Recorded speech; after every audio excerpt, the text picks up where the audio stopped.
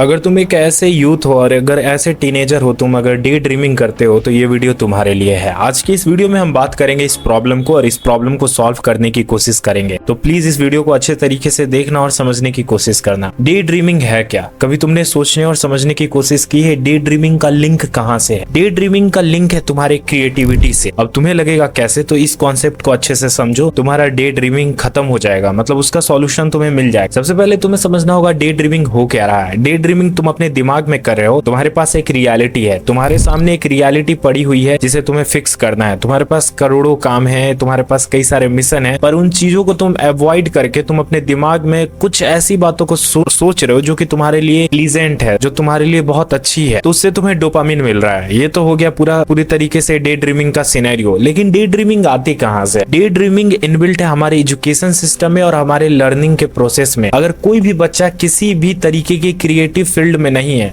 वो ज्यादा day dreaming करता है। ये रिसर्चेस दिखाती हैं कि जो इंसान डे ड्रीमिंग करता है उसके अंदर एक खूबी पाई गई है कि वो कोई भी क्रिएटिव काम में नहीं है। और यहीं पे मार खा जाता है हमारा इंडियन एजुकेशन सिस्टम, क्योंकि हमारे इंडियन एजुकेशन सिस्टम में है रोट लर्निंग, और रोट लर्निंग से क्या होता है, लैक ऑफ क्रिएटिविटी आती है। और लैक ऑफ क्रिएटिविटी आ जाती है तो जो हमारे ओरिजिनल थॉट्स हैं वो मरने लगते हैं। ओरिजिनल थॉट का मतलब क्या हुआ? जैसे कि कोई एक बच्चे को पोएट्री पसंद है, अब उसके माता पिता बोल रहे हैं कि तू पोएट्री मत कर, तू इंजीनियरिंग की पढ़ाई कर रहा है, तू मैथ सॉल्व करते रहा कर। अब उस बंदे को बहुत ज्यादा पोएट्री का शौक है, मतलब कि इनसेन लेवल पे वो पोएट्री को समझता है। उसके लिए आसमान, बादल, किताबें, सब कुछ उसके अंदर उसे पोएट्री दिखती है। और पेरेंट्स क्या कर रहे हैं कि उसके क्रिएटिविटी को खत्म करने की कोशिश कर रहे हैं, उसके ओरिजिनल थॉट्स को मारने की कोशिश कर रहे हैं। अब इनडायरेक्टली वो ओरिजिनल थॉट्स और वो क्रिएटिविटी को वो कहाँ यूज करता है? वो यूज करता है डे ड्रीमिंग में।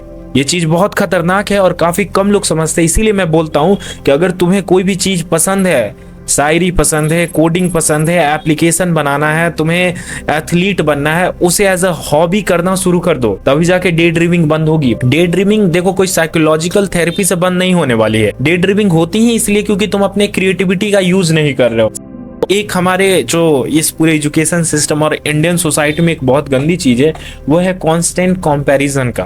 कांस्टेंट कंपैरिजन ना चाहते हुए भी यहाँ के लोग कर देते हैं, क्योंकि घर में इतनी इनसिक्योरिटी है कि वो हमेशा बताते रहेंगे कि पड़ोसी का लड़का इतने सैलरी का नौकरी कर रहा है, तू कब करेगा। ये एक बहुत बड़ा मार्कर हो गया। इससे क्या होता है कि बंदे अपने क्रिएटिविटी के को समय नहीं दे पाते हैं, अपने ओरिजिनल पर्सोना को, ओरिजिनल आइडिया पर काम नहीं कर पाते, तो अच्छी पर्सनैलिटी नहीं बन पाती है। ये भी एक बहुत बड़ा रीजन है। तो इसका सॉल्यूशन क्या है? सिंपल सॉल्यूशन है इसका कि तुम्हें करना होगा अपने सेल्फ कॉन्फिडेंस पर काम। और सेल्फ कॉन्फिडेंस पर काम कैसे करता है एक इंसान? सुनो, अब इस चीज को गौर से समझने की कोशिश करना। जिस भी इंसान जो बहुत ज्यादा डे ड्रीमिंग करता है वो कहीं ना कहीं इनसिक्योर होता है। और कौन सा इंसान बहुत ज्यादा इनसिक्योर होता है? जिसके पास कैपेबिलिटीज कम होती है, जिसके पास स्किल्स कम होता है, जिसकी फिजिकल स्ट्रेंथ कम होती है, जिसे पता है कि वो जीवन में हार जाएगा, वो अंदर ही अंदर जान रहा है। ये एक बहुत बड़ा मार्कर है जो कि बहुत से लोग जिनके अंदर कॉन्फिडेंस नहीं है, उनका रीजन है कॉन्फिडेंस नहीं होने का, क्योंकि वो स्किल बेसिस पर काम नहीं करते हैं, वो हमेशा टालते रहते हैं, बहुत ज्यादा लेजीनेस से भरे रहे। तो अगर तुम चाहते हो अपने डे ड्रीमिंग को खत्म करना प्रैक्टिकली, तो तुम्हें रोट लर्निंग से बाहर निकलना पड़ेगा। ये जो सीखी सिखाई सोसाइटी की बातें हैं, इसे अपोज करना होगा, क्रिएटिविटी को अपनाना होगा, हॉबीज क्रिएट करनी होंगी। अगर तुम्हें ड्राइंग पसंद है तो एक नोटबुक खरीद के दिन में 1 घंटा निकाल के ड्राइंग करो। अपने हॉबी पर ध्यान दो। जो भी तुम्हारे इंटरनल आइडिया से निकलता है, जो भी तुम्हारे दिमाग से निकलता है कि ये चीज मुझे डीपली पसंद है, उस चीज पर समय दो ही दो। कोई कहे या ना कहे, सबकी बातों को इग्नोर करके कभी कभी अपने विल पावर की बात को सुनो। अपने ओरिजिनल थॉट्स को मत मरने दो। ये पूरा यूनिवर्स, ये पूरी दुनिया, ये पूरी सिविलाइजेशन पता है कैसे चल रही है?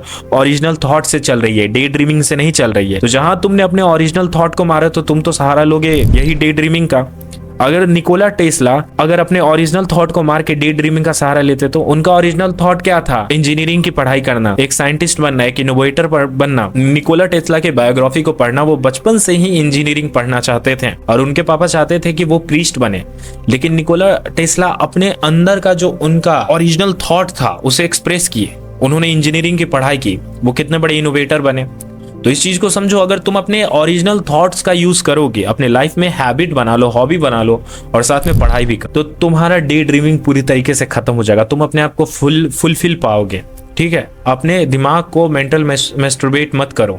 So please understand this one thing, it's one of the most important thing, इस चीज को समझे, ये बहुत इंपॉर्टेंट चीज है। बहुत कम लोग इस चीज को समझ पाते हैं कि डे ड्रीमिंग बहुत खतरनाक चीज है। ये तुम्हारे दिमाग को पूरी तरीके से मैनिपुलेट कर रहा है। तुम क्या कर रहे हो, तुम एक फेक सिनेरियो क्रिएट कर रहे हो, रियलिटी को अवॉइड कर रहे हो, ओरिजिनल आइडियाज को अवॉइड करके डे ड्रीमिंग में जा रहे हो, जबकि तुम्हें रियलिटी में जाना चाहिए। तुम्हें अपने सिचुएशन को समझना चाहिए। That's it. तो क्या है फॉर्मूला? अपने क्रिएटिविटी को पहचानो, अपने ओरिजिनल थॉट्स को बाहर आने दो। ओरिजिनल थॉट्स बाहर आएंगे तो ड्रीमिंग करने की कोई जरूरत नहीं होगी। That's it. खुद को भी दिखाओ, अपने पेरेंट्स को भी ये वीडियो दिखाओ, मतलब पेरेंट्स को क्या, अपने दोस्तों को ये वीडियो दिखाओ। और ये नहीं तो इस वीडियो के बारे में थोड़ा सा सोचो कि मैं क्या मैसेज देना चाहता हूँ। अगर तुम्हें ये वीडियो पसंद आया तो please hit the like button.